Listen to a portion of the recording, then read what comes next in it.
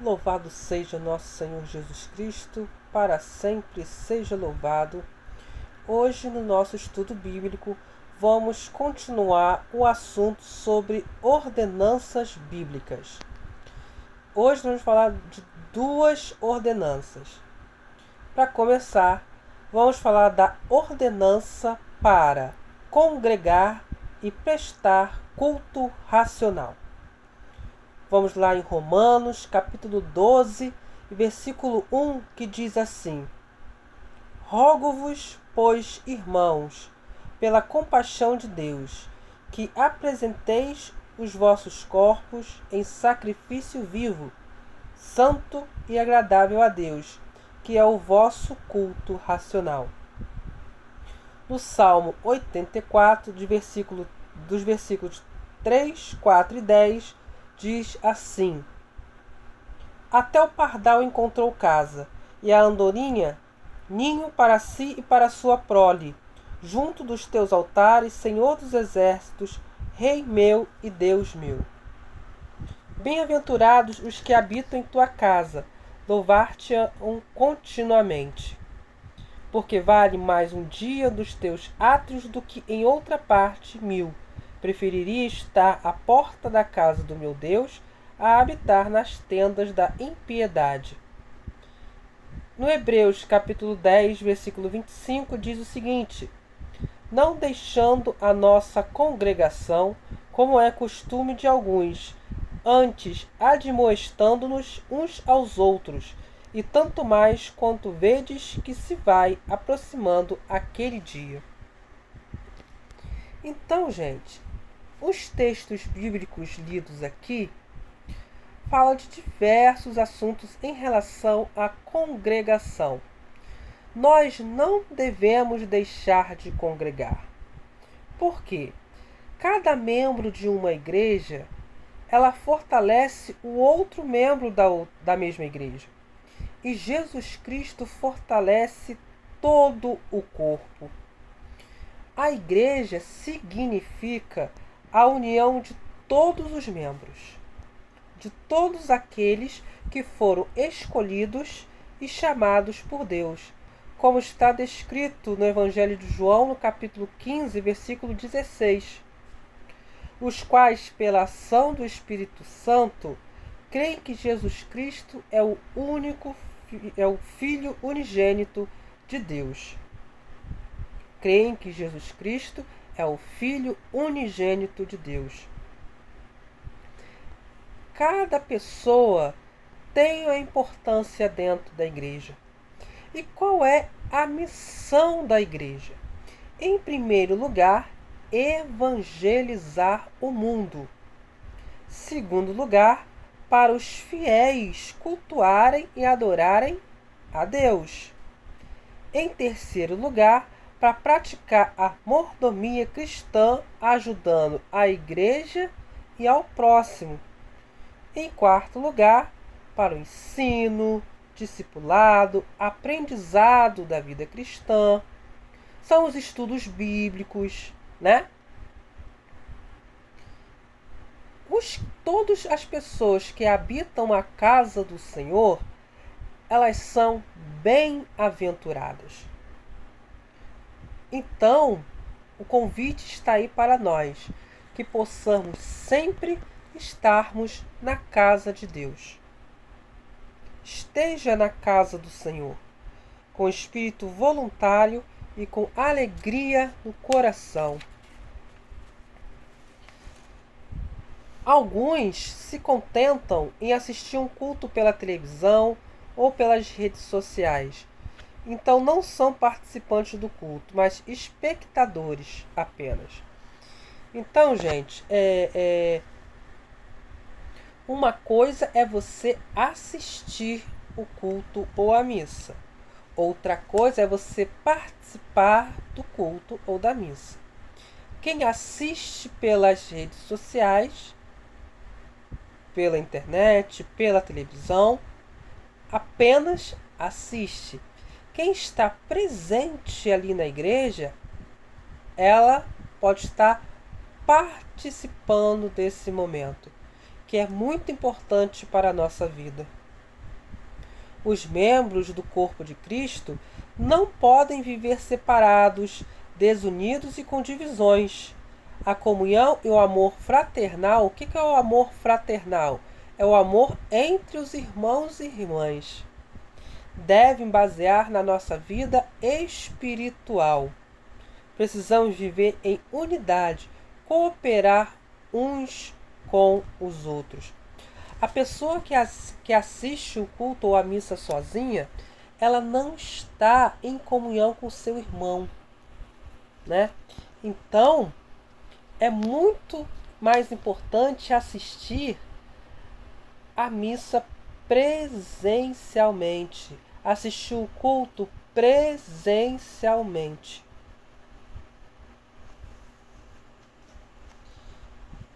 Quando uma pessoa ela deixa de congregar, tem uma série de consequências. Fica mais vulneráveis às astúcias do encardido. Deixar de congregar é uma cilada do inimigo. Nós perdemos a comunhão com os irmãos. Deixamos de participar da ceia do Senhor. Deixamos de trazer os dízimos à casa de Deus. A glória que desce na igreja não desce em qualquer lugar. Deixamos de participar em conjunto e de estimularmos uns aos outros. Deixamos de ter um líder religioso que vela pelas nossas almas, que é o nosso guia. Ficamos sem um pronto-socorro ou uma UTI para as horas de coma espiritual. Quando o fiel começa a deixar de frequentar a igreja, logo vem as suspeitas. Perder as reuniões é perder as bênçãos espirituais. Olha só quanta coisa acontece em consequência de a pessoa não ir ao culto ou não ir à missa ou não ir à igreja. Por que algumas pessoas abandonam a igreja? Existem vários motivos. Entre outros motivos, nós temos a fraqueza daquela pessoa, porque acha que está sendo perseguida, porque prefere escutar outras pessoas do que o seu líder da igreja, porque não dão valor ao sofrimento de Cristo na cruz, porque acham que o seu líder religioso não é simpático, porque a amizade dos irmãos não tem muito valor, porque só congregam se for líderes ou então se tem algum cargo dentro da igreja, porque não amam a igreja a qual pertencem, porque tanto faz, não sente mais prazer ou se está sempre cansado, porque os prazeres do mundo sufocam, porque não aceitam a forma de trabalhar do líder religioso. Essas são apenas algumas das coisas que afastam as pessoas, que faz com que as pessoas abandonem a igreja. Nós devemos aprender e seguir o exemplo de Jesus Cristo. Ele é o modelo de exemplo para todos nós. Era costume dele, de Jesus, ir nas sinagogas para proclamar a palavra do seu Pai, a palavra de Deus. Ele estava sempre presente no templo. E os seus discípulos também, porque Jesus Cristo arrastava multidões. Jesus subiu no templo e começou a ensinar. Jesus ele foi apresentado no templo, como está no Evangelho de Lucas, capítulo 2, versículo 27. Jesus estava junto com os doutores da lei. Jesus chama o templo de minha casa, casa de oração. Jesus zela pelo templo. Os discípulos não se ausentavam do templo. Estava lá nas orações diurnas, ou seja, das orações durante o dia. Então, só seguirmos esse exemplo de Jesus. E como cultuar? Nós devemos cultuar, dar glórias a Deus de qualquer jeito? Ou será que temos que seguir algumas regras, vamos colocar assim? O racional que eu estou falando aqui é o que procede da razão, que se baseia no raciocínio e na inteligência. Nós devemos ser o sacrifício vivo, santo e agradável a Deus. Esse deve ser o culto que nós devemos fazer a Deus. O culto vivo, com fervor de todo o nosso coração. Um culto santo, sem invenção, sem contaminação. E um culto agradável, de boa vontade, do fundo do coração, sem fingimento. Não como obrigação. Não como obrigação, mas de livre e espontânea vontade, de corpo, alma e espírito. Ou seja, não inventar nada. Tem muitas pessoas que inventam formas de cultuar a Deus. Não devemos inventar nada. Porque todas as formas de cultuar a Deus está descrito na Bíblia e é essa palavra que nós devemos seguir. Deus está à procura dos verdadeiros adoradores. Nós precisamos adorar a um só Deus. Deus é o único que é onisciente, onipresente e onipotente. Eu já falei o significado dessas três palavras em vídeos anteriores. Então, gente, essa é a forma de cultuar. Não devemos abandonar a congregação, não devemos abandonar a igreja, seja ela por qualquer motivo. Porque Deus é fiel a nós, se nós somos fiéis a Ele. Então nós não devemos nunca abandonar a Deus. Agora vamos falar de uma outra ordenância bíblica que fala sobre a contribuição financeira.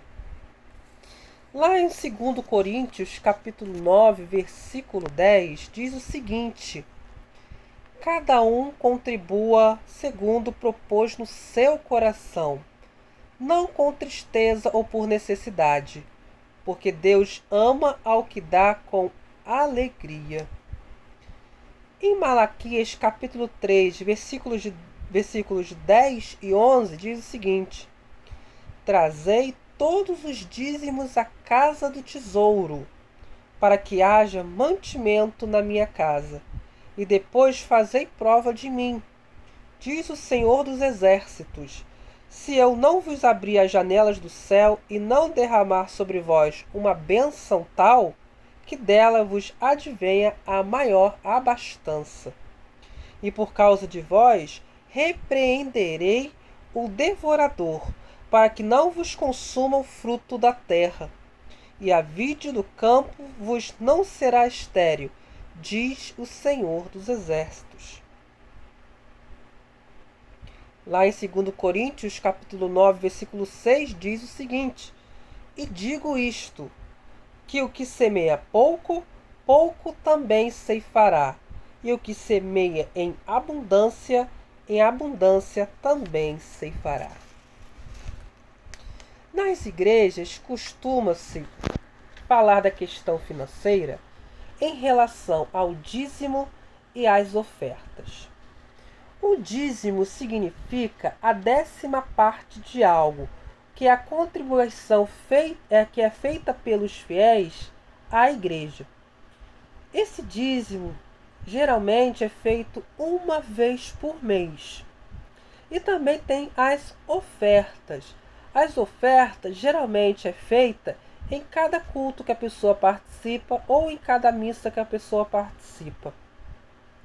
Mas ninguém é coagido a entregá-lo. É uma questão de fé e de consciência cristã. A pessoa ela não é obrigada a dar o dízimo e a oferta, mas vai da consciência de cada um, né? Porque o dízimo, a questão do dízimo, não é do século 20, 21 para cá. É desde os primórdios da terra.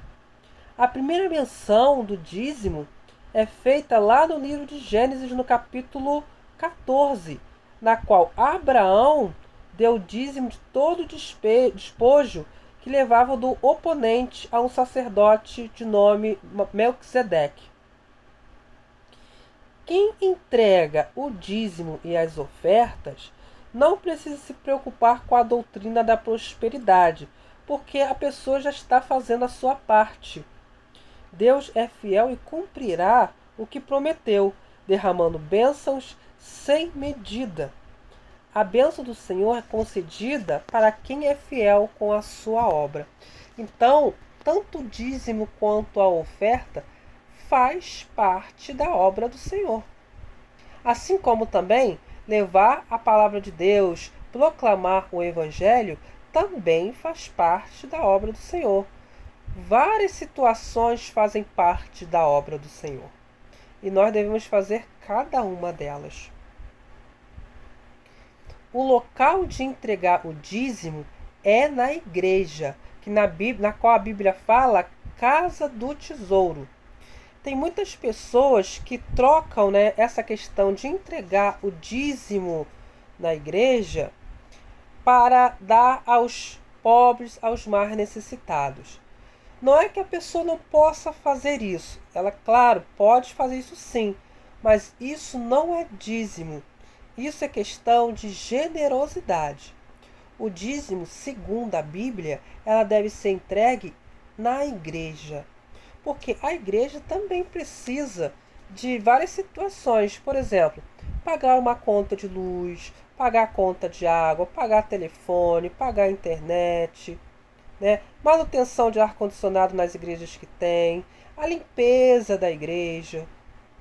Então, são várias situações que a igreja precisa do financeiro. Então, por isso que o dízimo e a oferta deve ser entregue à igreja. Mas você também pode fazer o seu ato de generosidade, não tem problema algum. Mas não deixe de contribuir com o dízimo e a oferta da sua igreja. Paulo escreve lá na Bíblia, que os beneficiados pelas ofertas intercederão em oração pelos ofertantes.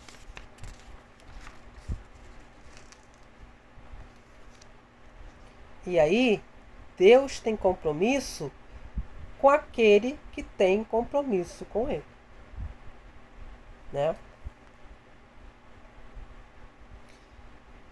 Na igreja, quem faz a administração do dinheiro, é o setor administrativo. Tem uma pessoa responsável por essa parte administrativa da igreja. Se esses administradores não derem uma destinação justa e correta para os recursos, o problema não é seu, o problema é deles. Deus é quem trata com os maus administradores, com aqueles que usam de má fé e vivem regaladamente às custas dos fiéis. Porque tem locais que as pessoas se aproveitam do financeiro para se tornarem ricos. E isso não deve acontecer. Esse dinheiro que é arrecadado nas ofertas e no dízimos deve ser gasto exclusivamente na igreja, para a manutenção da igreja e para as suas atividades também.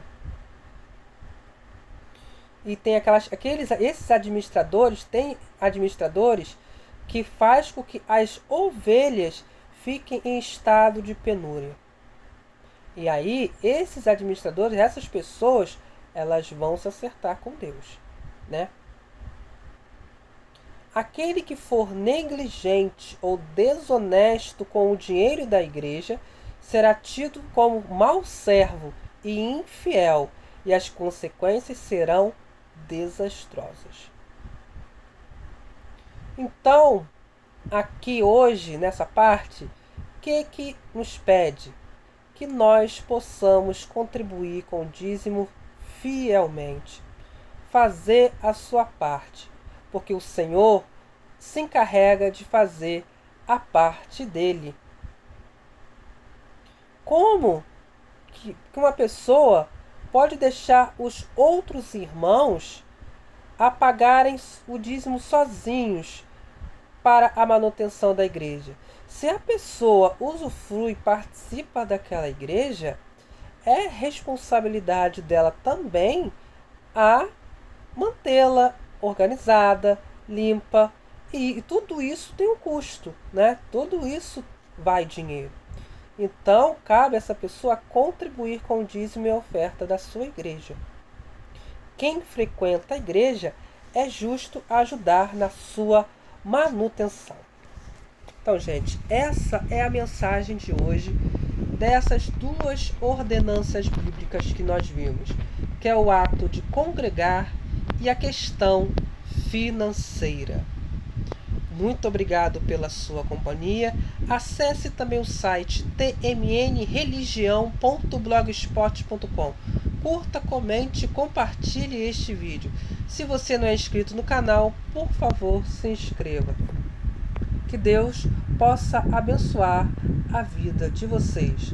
Louvado seja nosso Senhor Jesus Cristo, para sempre seja louvado.